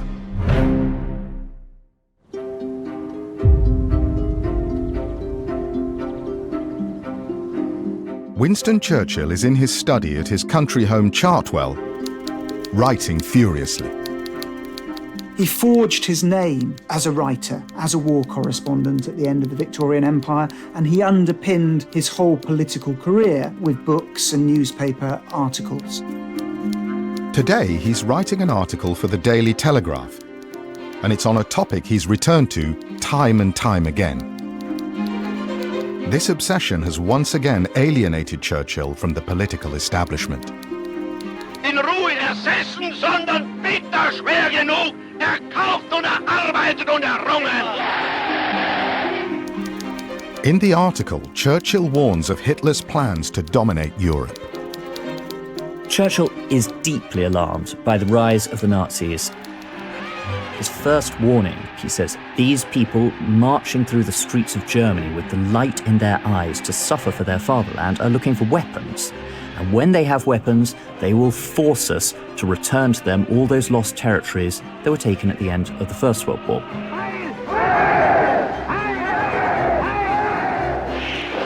Nazi Germany increasingly became Churchill's hobby horse, and he just wouldn't let it go. He keeps banging on about that bloke Hitler, he must be wrong about that too. With his uncompromising stance, Churchill sets himself up in direct opposition to the government. Since becoming Prime Minister a year earlier, Neville Chamberlain has been following a policy of appeasement, making ever-increasing concessions to Hitler to avoid war. European peace is what I am aiming at, and I hope that this journey may open the way to get it. The policy of appeasement in order to avoid war was extremely popular, and it was almost sacrilegious to argue for any other cause. Undeterred, Churchill transforms Chartwell into his alternative seat of power and persuades his wife Clementine to be his second in command. She remembers, why did I marry this man? For all the difficulties that my marriage has brought me, I married him to be his political partner, to be his absolute chief advisor and supporter, and he's right about Hitler, and I'm going to be right there with him. From then on, she does nothing except help him, almost like with an alternative government. So they're collecting information about what the Nazis are doing. They have an intelligence network of their own across Europe. People are meeting secretly at their home down in Kent all the whole time to talk about it, and she's right there with them. Chartwell becomes a hub of intelligence. A huge amount of the information that he was gleaning about German rearmament and Nazi preparations for war were brought to him at Chartwell. Many of Churchill's sources are secret sources coming from the government. These are civil servants or members of the armed forces who are deeply concerned by what is happening in Germany and are leaking information to Churchill. In Chartwell's visitors book, you see a real dip in signatories, even though you have more people visiting. Because at that point, people are aware that by visiting Churchill at Chartwell, they are risking a great deal to be seen to be associating with Winston Churchill and providing him with information and evidence about German rearmament. Other individuals who visited but who didn't sign include Albert Einstein. And he comes to Chartwell to try and support Winston Churchill and give his observations of what's going on in Germany. Chartwell's role does genuinely warrant the phrase the most important country house in Europe at that time. It is an embodiment of Winston Churchill's campaign against appeasement. Churchill's stock is certainly rising. He's continuing to plug away on key messages, but unless events turn in his favour, that in itself isn't going to be enough to bring Churchill to a position where he's going to be brought back into office.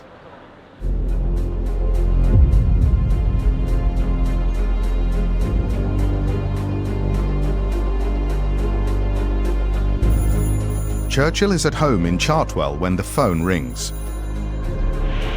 It's the news he had been both fearing and predicting for years. Nazi Germany has invaded Poland.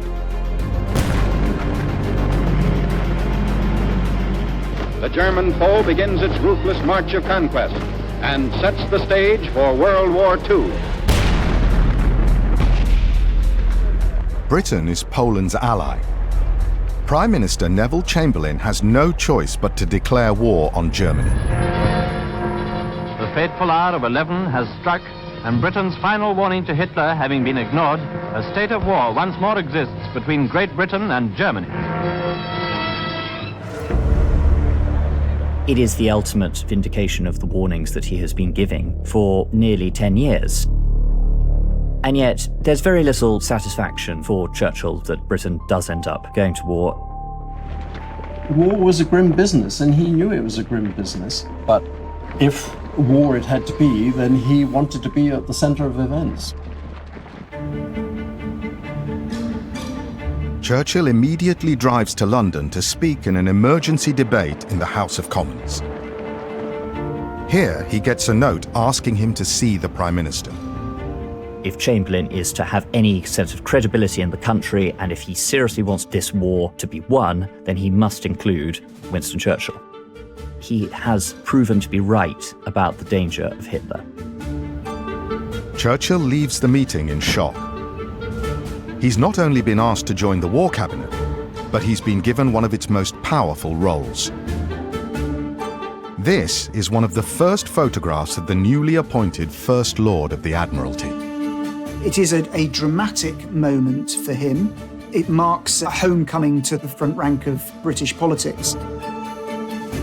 There he is beaming, utterly delighted with this new role where most people would balk at the prospect of having to face the Nazis.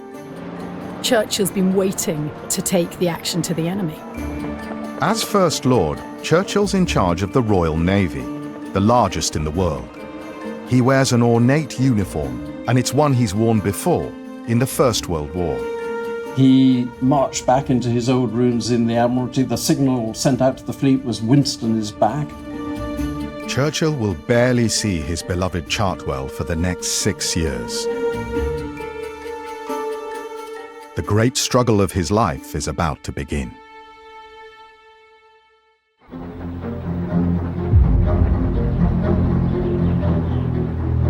Britain has been at war for 2 weeks.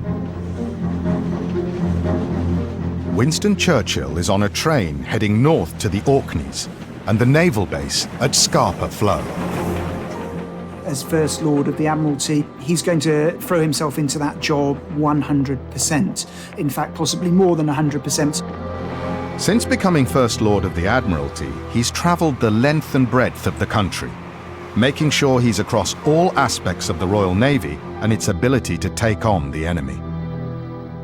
The level of industry, how hard Churchill works in this early period, it's eye-watering. When he's in Whitehall, Churchill works around the clock. He was a dynamo, and he would appear in the map room in his dressing gown at 7 in the morning. He's sending minutes and memoranda all over the place, from the quantities of fish that are being caught, to the medals being worn, to the signals that people are sending, to what operations are called. His extraordinary energy and idiosyncratic methods of operating do drive people up the wall. Churchill's post-war secretary, Lady Williams, remembers her boss's ways well. There is no doubt he was a very hard taskmaster. He drove us, and he rarely gave praise. He worked so hard himself and was so absolutely dedicated to the task in hand that he expected the same from others. Churchill bombards his cabinet colleagues with minutes and telegrams on all aspects of government business. He's going to do everything he can to support the war effort. Churchill expands his brief to include propaganda. 5 months into the war, Churchill's at Plymouth Harbour. HMS Exeter returns to England. And Mr. Churchill, with the First Sea Lord and the Chancellor, is there to lead the cheering that welcomes the battle-scarred cruiser. HMS Exeter is limping home, having just fought the first major naval engagement of the war, the Battle of the River Plate. A fight that severely damaged 2 British cruisers and didn't even end with the Royal Navy sinking the enemy. Spotting an opportunity, Churchill makes sure he's on the quayside when the ship returns. Before the Battle of the River Plate, there is an issue in terms of selling this war. Everyone's lives are disrupted, the economy's come to a standstill, people have been evacuated, but there isn't really very much fighting. You almost need action to justify the disruption. Churchill understands this better than anyone. A week later, he puts on a victory parade. The City of London delights to honour the men who won the victory.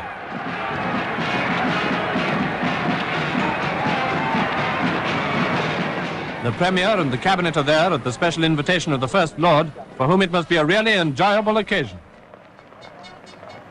The River Plate battle is portrayed as a significant victory. Churchill is very good at taking a story and extracting the absolute best from it.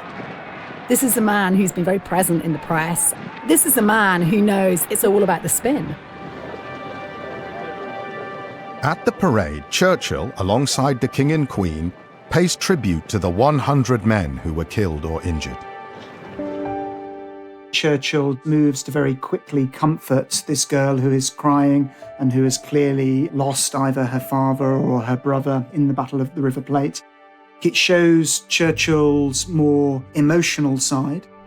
Churchill was someone who had experienced war firsthand, had seen people killed in front of him, so the grief that she's feeling is not a sort of abstract concept to him.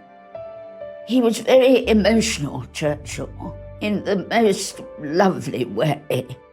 He had the biggest heart of anyone I've ever met, and he was human and interested in the human race.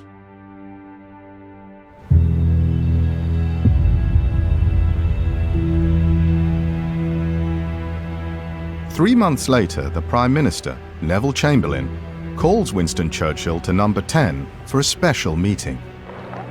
He's also invited the Foreign Secretary, Lord Halifax. He is the supreme opposite of Churchill.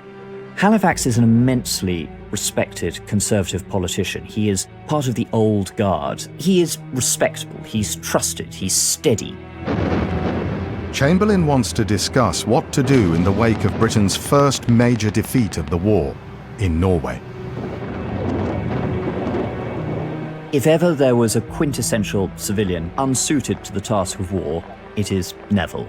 He was not a war leader. He detested all aspects of war. Chamberlain no longer has the confidence of his own party. There's no confidence in his government, which he sees as no confidence in himself. And therefore, he feels that he can no longer go on. A new Prime Minister must be found. Chamberlain turns to his two most important ministers to look for a successor. The atmosphere must have been extremely tense because the stakes were very high. There's no doubt that Halifax is actually the favourite. Many in Whitehall and many in Westminster within the Conservative Party still see Churchill as a maverick, an opportunist, someone who might lead this country into rash and dangerous exploits.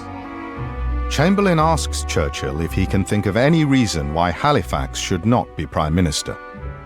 It would be very hard to believe that someone who had such a strong sense of his own destiny, others would say egomania, as Winston Churchill, ever really gave up on the idea that he could become Prime Minister.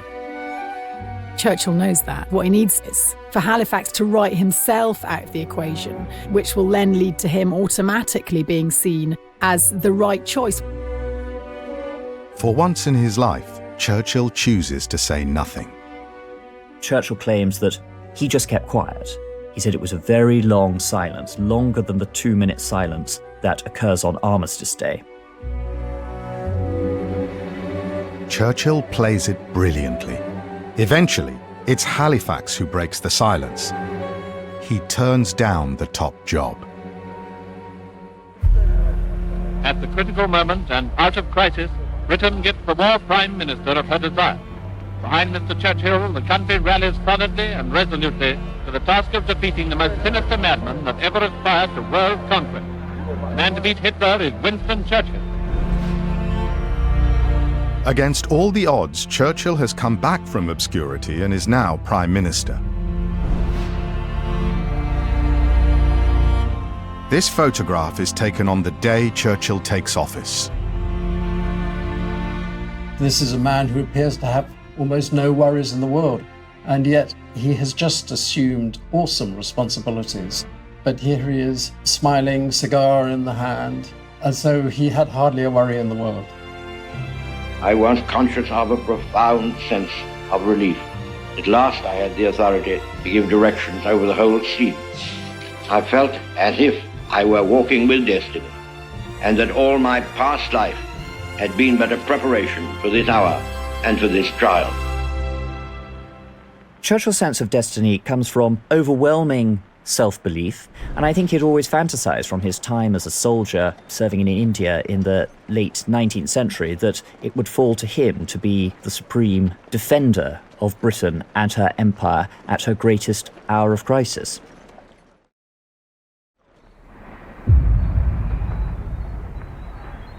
On his first morning as Prime Minister, Churchill gets straight to work. Just hours earlier, the Germans launched an attack on Holland, Belgium, and France. It could not be at a more critical moment in Britain and indeed the world's history. The Germans are advancing at an alarming rate. Churchill, who had always had this incredible respect for the French military, is staggered by just how effective the Germans are on the ground. He didn't expect the Germans to go through the French like a knife through butter. Less than a week into the job, Churchill crosses the Channel. He arrives to discover the Germans are only 110 miles northeast of Paris. He turns to the French top brass, hoping there might be something in their tank, that they've got this surprise card they're going to pull out of their back pocket, and there is none. And that's, I think, devastating for Churchill. The Allied forces are in real trouble. Over 250,000 British troops are on the continent, the bulk of the nation's army. And all are now in serious danger of capture or massacre. Churchill calls a meeting of the War Cabinet. What they have to consider in these claustrophobic, smoke-filled rooms with the latest bad news coming in from the front is whether or not, at this point, Britain can fight on. Most people in the War Cabinet believe that almost the entire British army is going to be lost. The Germans will shortly be at the Channel in a position to launch an invasion of the British Isles.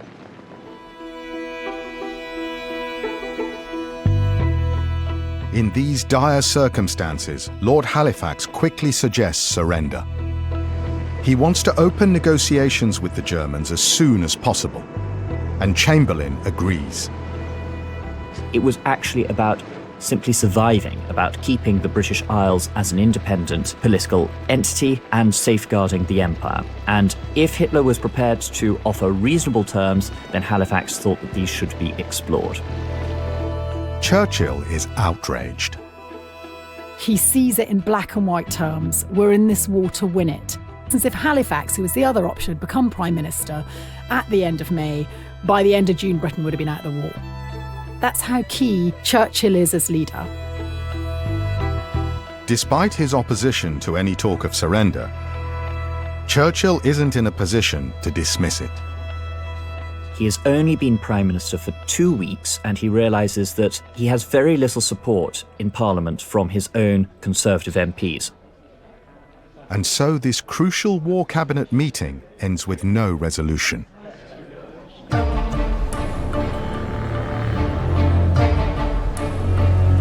Later that evening, Churchill is back at number 10 waiting for news. A major new operation is underway. It's codenamed Dynamo, and it will become one of the defining moments of the entire war. In a desperate bid to salvage as much of the British Army as possible, men are being evacuated from France at Dunkirk. It's a humiliation. You've sent your best troops, you've sent your best equipment, but they've proved in battle that they couldn't last more than a few weeks, and you have no choice but to evacuate. It was an incredibly difficult operation, mounted at the last minute, no real preparation or planning for it. They're long, flat beaches, and also the tide runs out a long way, so your ability to actually bring boats in close to shore is limited. As you try to evacuate off the beaches, you're going to be fired upon by tanks and guns and planes.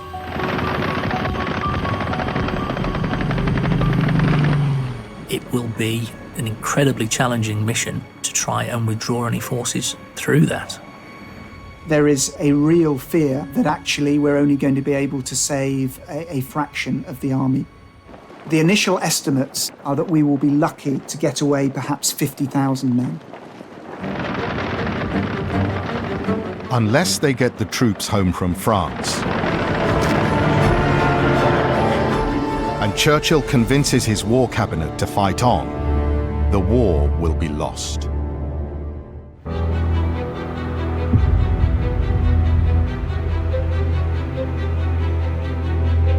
Winston Churchill has been Prime Minister for less than a month. His premiership has started with a nightmare, as the Germans launch a devastating attack on Holland, Belgium, and France. Operation Dynamo has been underway for 4 days, evacuating British troops from Dunkirk. Churchill is fighting desperately and simultaneously on 2 fronts. He's fighting to salvage everything he can from the beaches of Dunkirk, but he's also having to fight a rearguard action against his own Foreign Secretary, who is now proposing peace negotiations. In his study at 10 Downing Street, Churchill starts to prepare a speech. It will break the news of the evacuation at Dunkirk to the House of Commons. He is a military man. He knows better than anyone what this evacuation has cost us. It is nothing short of defeat.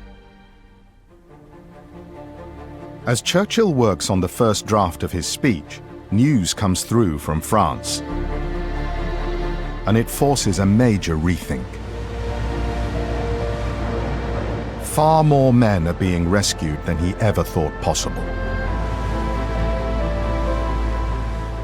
Sailing with one of the relieving vessels, we pass ship after ship, packed with men whom the long arm of the Royal Navy has brought off the beaches of Dunkirk.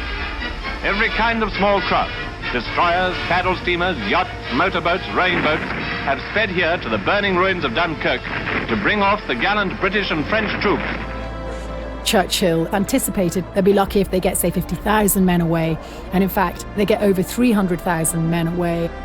Churchill was obviously relieved, but he does not see this as a moment of great triumph, quite the reverse. He sees it as being almost a form of salvation. From little hope or anticipation of getting many troops away to having the rump of the army back in Britain, this gives him something that he can actually use. Churchill's belief is, yes, we can fight on, but he needs to be able to convince others that that is the case, and that's what he sets out to do. He's now got less than a week to write the most important speech of his life. And when you think of all of the other things that he is dealing with as Prime Minister, it's amazing in a way that he found the time to focus on finding the right words. But of course, Churchill knew that words mattered. After decades in public life, Churchill's speechwriting process is well honed. First of all, he would dictate it. He always dictated. He would dictate it the whole way through. It might be a speech of 40 minutes. He could sort of roll the phrases around. He wrote in a way that needed to be listened to, and he liked to mutter the sentences to himself and then try them the other way round. And then he'd say, "I've got it," and so the secretaries had a tough time trying to keep up with what the final version was. Then, from that speech, which was then typed up, he would correct it probably 4 or 5 times. And so each speech, it was perfection. And when the speech is in its final form, it would have been taken away by the duty secretary and retyped, his words set out in a blank verse format like poetry, designed to give him the rhythm, to give him the pauses, to give him the emphasis for his delivery.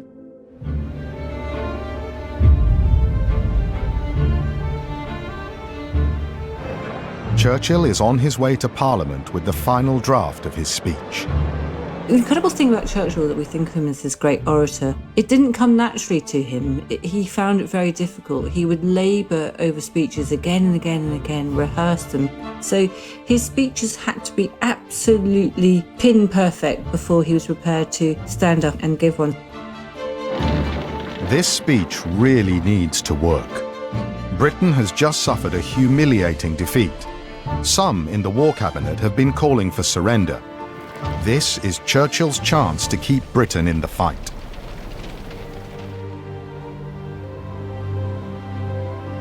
At 3:40 p.m, Churchill stands up in the House of Commons. When a week ago today, I asked the House to fix this afternoon as the occasion for a statement, I feared it would be my hard lot to announce the greatest military disaster in our long history. He begins by updating his fellow MPs on the events that have taken place in France over the past week. The whole root and core and brain of the British Army seemed about to perish upon the field or be led into an ignominious and starving captivity. He always thought that the British could hear the worst. If you were honest with them, then they would travel with you further and longer and trust you. We must be very careful not to assign to this deliverance the attributes of a victory. Wars are not won by evacuations. Almost no politician could get away with the language which Churchill used. And the only reason that it works so well for Churchill is that it matches the extreme drama of the moment. This speech is the most important and the greatest that Churchill ever produced. What Churchill did was to mobilise the English language and to send it into battle. If, which I do not for a moment believe, this island were subjugated and starving, then our empire beyond the seas would carry on the struggle. This guy's an imperialist, for better or for worse, and what his belief in the empire gives him is the belief to keep on fighting and convince the British nation to keep on fighting. We shall go on to the end. We shall fight in France. We shall fight on the seas and oceans. And it is the quintessence of defiance amid adversity.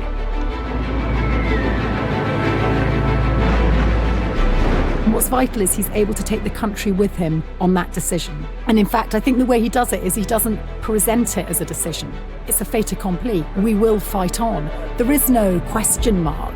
Victory was the only option.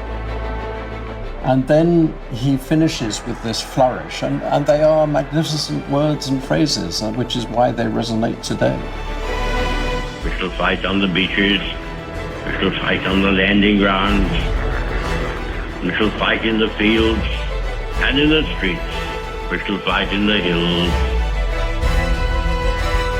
We shall never surrender.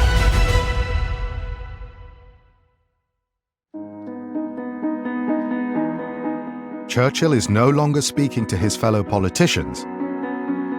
he's speaking direct to the British people in a way that only Churchill can. One of the things that makes Churchill the right man for this moment is his inner confidence and his own self-belief in adversity, which is a belief that he's now able to project onto the nation. His own career had been a sort of roller coaster from which he'd come back from many moments that might have destroyed another political career. What that had taught him over more than half a century was resilience. And I think we can't underestimate the powerful impact of those failures and how it helped make the man that history recognises in World War II. We shall never surrender.